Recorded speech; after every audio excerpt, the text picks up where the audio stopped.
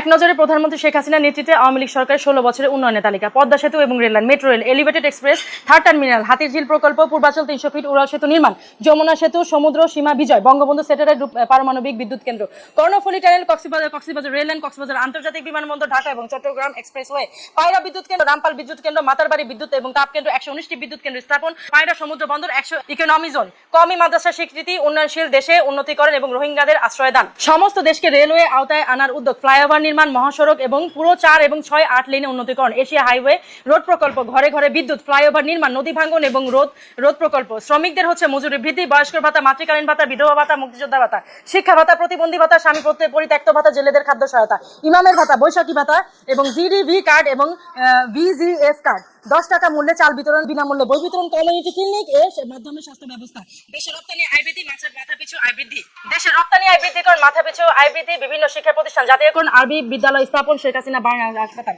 প্রতিটি ইউনিয়নে ডিজিটাল তথ্য সেবা, মোবাইল এবং ইন্টারনেট সেবা বৃদ্ধি, কর্মসংস্থান সৃষ্টি, কৃষিতে সফলতা, নারীর ক্ষমতায়ন, বৈদেশিক মুদ্রা রিজার্ভ বৃদ্ধি, মাতৃকালীন ছুটি বৃদ্ধি, ছিটমহল সমস্যার সমাধান, দেশের বিভিন্ন স্থানে বিনোদন কেন্দ্র নির্মাণ এবং একটি বাড়ি একটি খামার প্রকল্প, দেশব্যাপী বহুতল আদালত এবং ভবন নির্মাণ, মেরিন ড্রাইভ নির্মাণ, গ্রাম আদালত কার্যকর এবং ডিজিটাল পাসপোর্ট, কুলাউড়া শাহবাজ বড়লেখা নতুন রেললাইন, মোবাইল ব্যাংকিং চালুকরণ, 1458টি প্রাথমিক বিদ্যালয় স্থাপন, 2,61,093টি প্রাথমিক বিদ্যালয় সরকারিকরণ, কম্পিউটার ল্যাব এবং মাল্টিমিডিয়া শিক্ষা ক্লাসে চালুকরণ, সাথে 560টি মসজিদ। কি রাগ করলেন?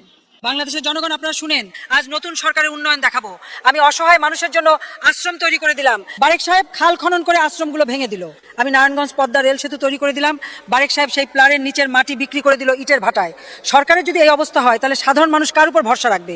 আমি সাধারণ মানুষের জন্য নিঃস্বার্থে কাজ করে গেলাম। বারেক সাহেব এসে সাধারণ জনগণের রাতের ঘুম হারাম করে দিল। গ্রামাঞ্চলে নিয়মিত কারেন্ট থাকে না, দিনে 2 থেকে 3 ঘন্টা থাকে। সব সমস্যার সমাধান চাই। তারেক দেওয়া পারবে না, 300 বছরও এই কাজ বাজ করবে কেন ভাই? সে হলো লুটপাটে চাঁদাবাজি নিয়ে ব্যস্ত, পারবে কেন ভাই? তারা আরো বিপদে ফেলছে। হাসিনারে তাড়াই দিয়ে আরো মানুষ এনে না খেয়ে মরতেছে। এখন ফের আবার আওয়ামী লীগ চাই, হাসিনারে চাই। হাসিনা আসলি দেশের জনগণ ভালো থাকবে। বিসমিল্লাহ সুরা কইরা যেমন শয়তানের হুদিলে গাও জ্বলে, এই জয় বাংলা স্লোগান দিয়া কেউ কথা বললেই এই জুলাই আন্দোলনকারীকে গাও জ্বলে। এই জুলাই আন্দোলনকারী যারা, তারা পুরাটাই পাকিস্তানি শয়তান। এই জুলাই আন্দোলনকারী করে বাংলাদেশের থেকে জয় বাংলা স্লোগান দিয়া এই বাংলাদেশের থেকে বিতাড়িত করতে। জয় বাংলা এটা আওয়ামী লীগের একার কোনো স্লোগান না। জয় বাংলা এটা হচ্ছে তখন 7 কোটি বাঙালির স্লোগান, 7 কোটি বাঙালির হচ্ছে অন্তরের স্লোগান, যেটার জন্য মানুষ শহীদ হয়েছে। জয় বাংলা বলে স্ট্যান্ড গান হাতে নিয়েছে। জয় বাংলা বলে যারা হচ্ছে অবরুদ্ধ নারী, তারা হচ্ছে গিয়ে রুদ্ধ দুয়ার ভেঙে তারা হচ্ছে পুরুষের পাশে অবস্থান করেছে। জয় বাংলা বলে তোমার আমার ঠিকানা পদ্মা বেংরা যমুনা, বীর বাঙালি অস্ত্র ধরো, বাংলাদেশ স্বাধীন করো। এই যে কথাগুলি আপনি বলেন তো, আপনার গায়ের লোম কি কাটা দিচ্ছে না?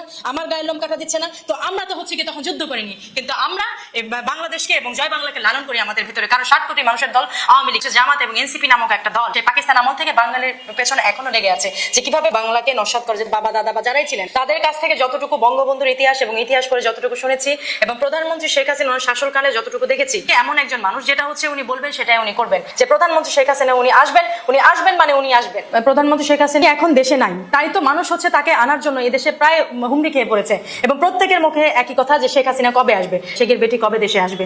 মানুষ তো এখনই তার জন্য প্রাণপণ দিয়ে পাগল হয়ে আছে। ছোট বাচ্চা থেকে আরম্ভ করে আবাল বৃদ্ধ বনিতা প্রত্যেকেই বলছে যে শেখের বেটি যেন দেশে আসে, প্রধানমন্ত্রী শেখ হাসিনা যেন দেশে আসে। তারা অনলাইনে অফলাইনে সব জায়গায় হচ্ছে এভাবে করে সাক্ষাৎকার দিচ্ছে, স্টেটমেন্ট দিচ্ছে, এবং প্রধানমন্ত্রী শেখ হাসিনা যেন আসে সেই জন্য দোয়া পড়ানো হচ্ছে।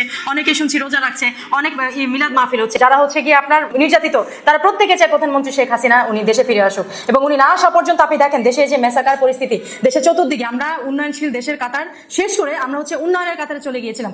We are just like unbeatable. সেই জায়গা থেকে দেখেন আমাদের নামে আছে কোথায় দিয়ে দেওয়া হয়েছে। আজকে মানুষ কিন্তু এক বেলায় খেয়ে আরেক বেলায় কি খাবে সেই চিন্তা করে, এবং উনি যে টাইমে ছিলেন তখন কিন্তু মানুষ এই চিন্তা করেনি। মানুষ তখন খেয়ে পরে ভালো থেকে আরেকজনকে সহযোগিতা চিন্তা ভাবনা করেছে। এনসিপি বলেন, জামাত বলেন, প্রধানমন্ত্রী শেখ হাসিনার আমলে কিন্তু এরা ভালো ছিলেন, এবং এরা কিন্তু বিভিন্ন ব্যাংক লোন নিয়ে বিভিন্ন কিছু করে এরা কিন্তু দেখবেন খুব সুন্দরভাবে চলছিল। উনি কিন্তু কাউকে বলেননি যে তুমি বিরোধী দল বা তুমি আমার দলের না, সেই জন্য হচ্ছে গিয়ে তুমি ব্যবসা করতে পারবে না, বাণিজ্য করতে পারবে না। যে যার মতো ছিল প্রত্যেককে কিন্তু উনি ব্যবসা করার সুযোগ সুবিধা দিয়েছেন। উনি আসবেন এবং ওনার জন্য দেশের কোটি কোটি মানুষ, যার এক পা কবরে চলে গেছে, সেও কিন্তু তার আশায় বসে আছে। মানুষ কিন্তু কান্না করে, মানুষ কিন্তু অশ্রু ঝরায়। প্রধানমন্ত্রী শেখ হাসিনা উনি কবে দেশে আসবেন, উনি কবে দেশে ফিরবেন। আওয়ামী লীগ আমরা ভালোবাসি, আমাকে রক্ত মাংসে মিশা গেছে গা। এই দেশে 10 কোটি মানুষের রক্ত মাংসে আওয়ামী লীগ মিশা। তাই এই 10 কোটি মানুষ আপনি কিভাবে বাদ দিবেন? কোনোদিনও বাদ দেওয়া যাবে না। এক মাইল লাইতে পারবেন সেনাবাহিনীর কম খরচ মার দিয়ে বাংলাদেশের এক সীমানা নিয়ে এক মাইল খেরা তাও আজকে শেখ হাসিনা নাই আসলে দেখেন এই দেশে কি হইতাছে। শেখ হাসিনা থাকতে এক জায়গায় একটা তিল পরিমাণ দুর্নীতি হইতে পারে না। আওয়ামী লীগ আপনাকে কি দিয়েছে? আওয়ামী লীগ স্বাধীন একটা রাষ্ট্র দিছে আম করে বাংলাদেশকে স্বাধীন হইতো আজকে আমরা পাকিস্তানের বর্জতার নিচে থাকতাম। আওয়ামী লীগ আমাকে স্বাধীন একটা রাষ্ট্র দিতে স্বাধীনভাবে বাঁচতে পারি। হিন্দু বৌদ্ধ খ্রিস্টান মুসলমান সব জাতের মানুষ পাকিস্তানের পক্ষে থাকতাম, এটা তো দিত না। হ্যাঁ বর্জতার নিচে থাকতাম, হ্যাঁ গোলাম হইয়া থাকতাম। যে তোমরা সাংবাদিকের চাকরি করো, ইনি সাংবাদিকের চাকরি করো, ইনি ম্যাজিস্ট্রেটের চাকরি করতো, সেই সব কথা এটি হইতে পারতা না। সেই সব কৃষক হইতা না রে, আল চাষ করাইতো না রে, গোলামগিরি করাইতো। এনে তো তোমরা চাকরি বাকরি করে খাইতে আসো। শেখের মাইয়া তোমাকে ইয়া কইরা দিছে এই অপরাধ। শেখের মাইয়া কি করছে? শেখের মাইয়া শিক্ষার উন্নয়ন করছে, ডিজিটাল বাংলাদেশ করছে, গরিব দুঃখী মানুষের সুখ দুঃখ ভাগ করে নিছে। এত কিছু করার পরে 5ই আগস্টে কেন এখান থেকে তাড়িয়ে দিল তাকে? তারাই নাই তো, ওনারে কেউই তারাই নাই। উনি পাকিস্তানের ষড়যন্ত্র ছিল, এ জায়গায় জামাত শিবিরের ষড়যন্ত্র ছিল। এরা আওয়ামী লীগের লাগে মিশা গেছে, মিশা বিশ্বাসঘাতকতা করছে শেখ হাসিনার লাগে। এমনকি সেনাবাহিনীও বিশ্বাসঘাতকতা করছে। সেনাবাহিনী জামাতের লোক, সেনাবাহিনী বিশ্বাসঘাতকতা করছে। আমরা দেখছি যে রোদ্রে পুরে বৃষ্টিতে ভেজে আপনি আওয়ামী লীগের জন্য এই কথা বলছেন, কেন কথা বলছেন? আওয়ামী লীগের লেগে তো মৃত্যু না হয় এই পর্যন্ত আমরা আওয়ামী লীগের কথাই কমু, কারণ আমরা কেউ টাকা বিক্রি হই না।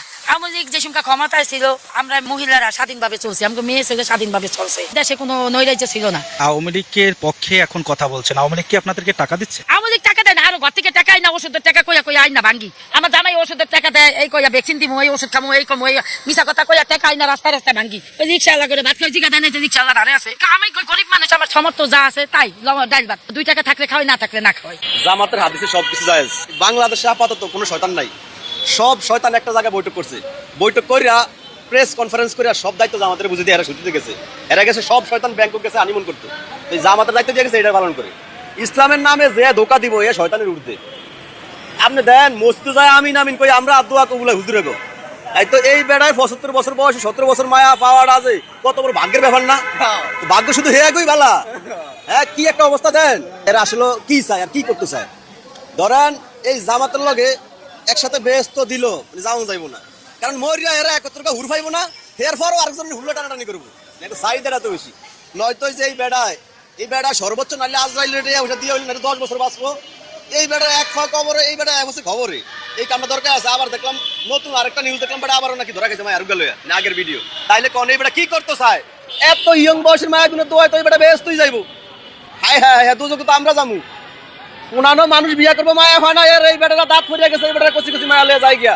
হায় রে টিয়া পয়সা আমাকে উঠবে আল্লাহর গজব করবো মেয়া। আমরা বউ লিয়ে ঘুরতাম পারি না টিয়ার অভাবে। আর এরা কোন বয়সে কি মায়া লিয়ে যায়? এই বয়সে এই মায়া হোটেলে লিয়ে যাও না, আর বিশ্বকাপ জিতন হমান কথা।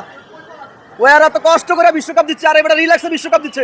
কাকা বেহেস্তি, আমি কাকার ভাই হাজারো সালাম দেই, কাকা বেহেস্তি। এখন জামাত চাইলে একটা ছবি করতে পারে। জামাত ইসলাম পরিচালিত, ডক্টর শফিকুর রহমান প্রযোজিত, লুচ্ছা এমপি অভিনীত গুপ্ত বউ। এরে ভাই জামাত ইসলাম এত বিলিয়ন, তবে একটা মধ্যে এগো নলেজ একেবারে ড্যামেজ। তোরা যেহেতু এইসব ব্যাপারে আগ্রহী বেশি, নিজেরা একটা রিসোর্ট বানায় অনেক কোনো সিসি ক্যামেরা থাকবে না, কিছু থাকবে না, সব যা। কারণ আমি এমন অনেক ভিডিও দেখছি জামাতের কেন্দ্রীয় আমির এই তো দেখছি মোলা করে সুমা দেয়। এখন যেহেতু জামাতের খাইছে মধ্যে খারাপ, একটা রিসোর্ট বানায় ওখানে যা, কোনো ক্যামেরা থাকবো না। আর এই হালার বেটারা এই রিসোর্টের মধ্যে কি লেগে ক্যামেরা বয়, এখন মামুনুল হকের বিপদে ভালাইছে, আবার ওই বেটারে দেন অবস্থায় ভাষ্য এক, মানে মামুনুল হক তার একজন সঙ্গী পাইলো অবশেষে। যাক সবকিছুর লিগে আলহামদুলিল্লাহ। তবে ওই বেটার আল্লাহ নামলে এমপি পদ বাদ, ওই বেটার লেগে শুক্রিয়া করি। পারমাণবিক যে বিদ্যুৎ কেন্দ্রটা শেখ হাসিনা করে গেছে, আর সেটা দিয়ে আমাদের দেশে এখন আলোর মুখ দেখতেছে। বর্তমান সরকার সেটা উদ্বোধন করতেছে, আলোর মুখ দেখিয়ে দিয়ে গেছে কে? আমরা তখন এই চুক্তির বিরুদ্ধে কিন্তু অনেক বিরোধিতা আমরা করেছি, না বুঝে করেছি। আমরা ভারতের সাথে যে তেলের লাইনটা করেছিল সেখানেও আমরা বিরোধিতা করেছি না জনগণ, কিন্তু সেই পাইপ দিয়েই কিন্তু বাংলাদেশে তেল আনা হয়েছে। তাহলে কিছু উন্নয়ন যে শেখ হাসিনা করে গেছে, অনেক উন্নয়ন করে গেছে, এটা কিন্তু জনগণ তখন মাথায় নেয় নাই। এই কিছু ইসলাম বিদ্বেষী এবং এই কিছু আমেরিকার দালাল, ডিপ স্টেটের দালালরা ফেসবুক পেজ খুলে শেখ হাসিনার নামে দুর্নাম করে গেছে। আজকে এটা জনগণ বুঝতে পেরেছে বা বুঝতেছে। যখনই আমরা সত্য কথা বলতে যাই তখনই আমার উপরে হুমকি আসে। গতকালকে আমাকে একজন হুমকি দিতেছে, আমি বলেছিলাম যে গুপ্ত, এই গুপ্ত কিন্তু সব দলের ভিতরে রয়েছে। যেমন আওয়ামী লীগের ভিতরে ছিল, আপনারা দেখেন এই সাজি চালন টালন ছিল, বিএনপির ভিতরেও তেমন গুপ্ত আছে, এই যে জামাত বলে এনসিপি বলেন এর ভিতরেও আছে। এখন আমি এই কথাটা বললাম কেন? এই জন্য সে আমাকে হুমকি দিচ্ছে। এখন আমি তার কমেন্টটা পড়ে দেখলাম সে জামাতের পক্ষে কমেন্ট করেছে, কিন্তু সে দানের শীষ নিয়ে ছবি তুলে তার ফেসবুকে প্রোফাইল দিয়েছে। তাহলে এদেরকে আমরা গুপ্ত বলবো না? এরা গুপ্ত না? তাই এই গুপ্ত যারা, তারা কিন্তু বিদেশি এজেন্ডা, তারা দেশের ভালো চায় না, দেশের দেশের জনগণের ভালো চায় না। এই যে জামাত ইসলামের শফিক সাহেব শেখ হাসিনার আমলে থাকতে কি বলতো, 16ই ডিসেম্বর শহীদ মিনারে ফুল দেওয়া না জায়েজ, কিন্তু তারাই তো দেখলাম আমরা শহীদ মিনারে ফুল দিয়েছে, এখন কি সব জায়েজ? এই পয়লা বৈশাখ পালন করা এটা না জায়েজ, তারা দেখলাম পয়লা বৈশাখ পালন করলো, এই যে পান্তা ইলিশ খাইলো, এখন জায়েজ হয়ে গেলে তাহলে তাদের এই শুয়োরের মাংস এখন জায়েজ হয়ে যাবে? জায়েজ। মামুনুল হক সেদিনকার বলেছে আওয়ামী লীগ যদি ফিরে না আসতে পারে সেজন্য আমেরিকার এই শুয়োরের মাংস হালাল। তাহলে সে যদি এই কথা বলতে পারে তাহলে সে কি মুসলমান?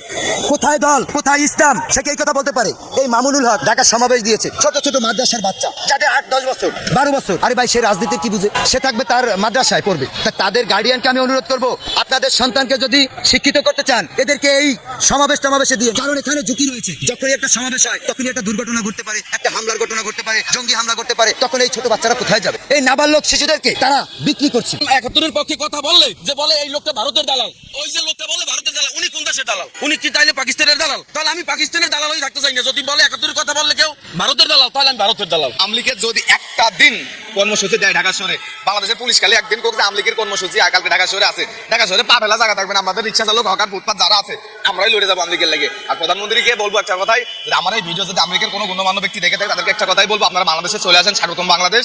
আর আমাদের নিরাপত্তা দেওয়ার ক্ষেত্রে আমরা সর্বদাই বাংলাদেশের মাটিতে এবং ঢাকা রাজপথে থেকে যাবো।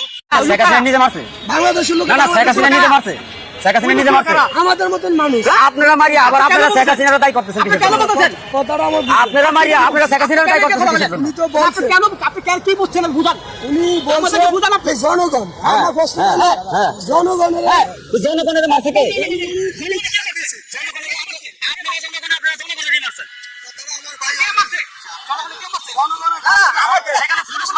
সাধারণ জনগণ মারা গেছে, পাকিস্তানের লোক মারা গেছে, বাংলাদেশের জনগণ মারা গেছে, আপনারাই মারছেন, আপনারা পাকিস্তানের লোকেরা মারছেন, আপনারা পাকিস্তানের লোকেরাই মারছেন। যারা 500 টাকা ভাতের বিল দেওয়ার ক্ষমতা ছিল না, ম্যাচ ভাড়া দেওয়ার ক্ষমতা ছিল না, তারা এখন কোটি কোটি টাকার মালিক। এরা আমি সার্জিসকে বলবো, হাসরাতকে বলবো, নাহিদকে বলবো, এদের চেহারা দেখেন আর 5 আগস্টের চেহারা দেখেন।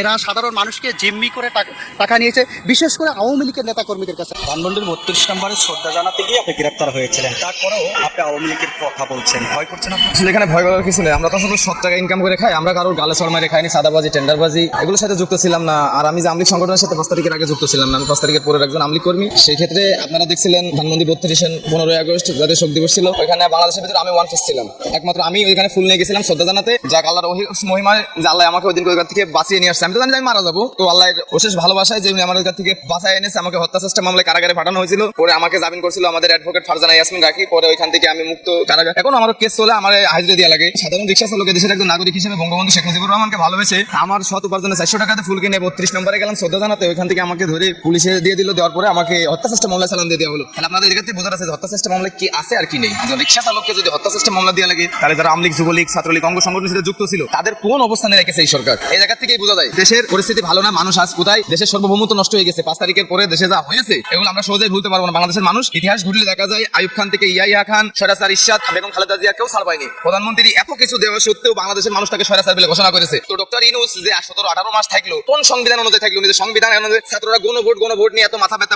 শুরু হয়েছে, 18-19 মাস ওরা থাকলো, তখন কি ওদের মাথায় ছিল না আমরা কোন সংবিধান অনুযায়ী থাকতেছি? এটা কোন সংবিধান না। সংবিধান অনুযায়ী আমরা দেখে আসছি, কোন ইউপি সদস্য যদি মারা যায়, কোন সংসদ সদস্য যদি মারা যায়, 3 মাসের ভিতরে সেনাটাকে একটা নির্বাচন দিয়ে তাদের ক্ষমতা হস্তান্তর করা হয়। কিন্তু ইউনূস যে বাণিজ্যিক চুক্তিগুলো করে গেল বিভিন্ন দেশের সাথে, এগুলো ওনার করে যাওয়া ঠিক হয়নি আমি মনে করি। কারণ আমি দেশের একজন সাধারণ নাগরিক, মধ্যবিত্ত পরিবারের সন্তান, সেই ক্ষেত্রে আমি কোনো রোহিঙ্গা না, শেখ মুজিবুর রহমানকে ভালোবাসি, সেই ক্ষেত্রে ওই জায়গায় গেছিলাম। আর একটা কথাই বলবো যে উনি ভালো কাজ করেন আগে, এই চুক্তি করার আগে একবার ওনাকে ভারত দরকার ছিল যে আমি স্থায়ী সরকার না, আমাকে মানুষ 3 মাসের জন্য কন্টিনিউ কাজে নিয়ে এসে আমি যে কোনো সরকারের কাছে ক্ষমতা হস্তান্তর করে আমি চলে যাবো, 3 মাসের ভিতরে নির্বাচন দিত, বিএনপি সরকার গঠন করতে আমাদের কোনো সমস্যা ছিল না। কিন্তু দেশে এত দুর্নীতি, এত অপপ্রচার, এত কিছু হতো না। নির্বাচনের 3 দিন আগে আমেরিকার সাথে বাণিজ্য চুক্তি করে আসলো। কিভাবে করে আসলো উনি কোন? উনি একজন জাতীয় সুদখোর, উনি বিভিন্ন দেশের সুদের টাকার ইন্টারেস্ট পায়। উনি দেশে কেন আসলো? ওনার নামে 666 কোটি টাকার মামলা ছিল দুর্নীতি, সেই মামলা কোথায় গেল? তা আমি মনে করি যে দেশের মামলা মোকদ্দমা এরকমই বাংলাদেশের রাজনীতির প্রেক্ষাপট। লুৎফর রহমান বাবুরের নামে 10টি টাকা মামলা ছিল, সে কি এখন সংসদ ভবনের সংসদ সদস্য না? তাহলে এরকম মামলা অতীতে জায়গার নামে হয়েছে, থাকবে না, এগুলো এটাই বাস্তব। মুক্তিযোদ্ধারা জুতার মামলা দিলে জিয়ার কি জুতার মালার ভাগ করে নাই? এ তো মুক্তিযুদ্ধ। শেখ সাবিরের বাড়ি ভাঙছে, ওটা কি শেখ সাবিরের বাড়ি?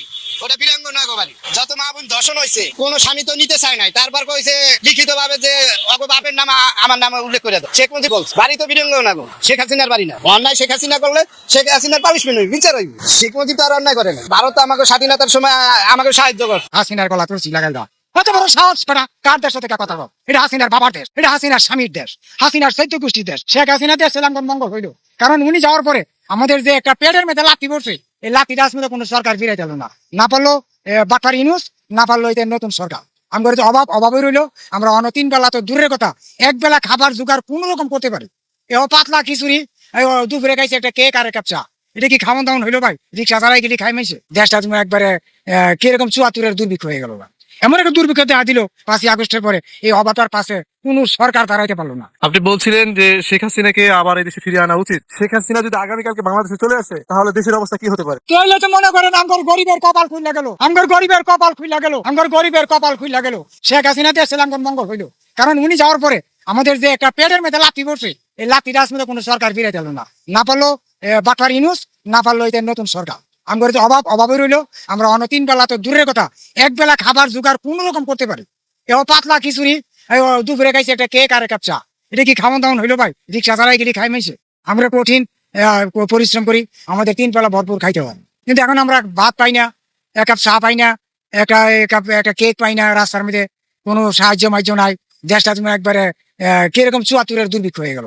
এমন একটা দুর্ভিক্ষ দেখা দিল 5ই আগস্টের পরে, এই অবাতার পাশে কোন সরকার দাঁড়াইতে পারলো না। এটা কি আমাদের ভুগে ছিল? এটা কি সংবিধানে ছিল যে আমরা এতদিন কষ্ট করব? কষ্ট কোনো সংবিধানে নাই। মানুষের আপদ বিপদ কোনো সংবিধানে নাই। মানুষের সর্বশক্তি হলো সংবিধান। এই সংবিধানের জন্য আমরা এত কিছু হারাইলাম, কারণ সংবিধানে চাওয়ার দরকার ছিল প্রত্যেকটা দলের সংবিধান চাওয়ার দরকার ছিল। এখন আপনারা বলবেন সংবিধান কোথায়? সংবিধান তো আমরা চিনি না, সংবিধান চিনলে বেটা তখন এই অবস্থা হয়। হাসিনা নিজে কইতে পারো সংবিধান কি জিনিস কইতে পারতো না। তবু আমি মনে করবো উনি যে দেশটারে এত উন্নত দেখাইছেন, মানুষের কথা শুনছেন না, কারো কথা কানে দেন না। উনি দেশটাকে দ্বিতীয় লন্ডনের মুখোমুখি করছেন।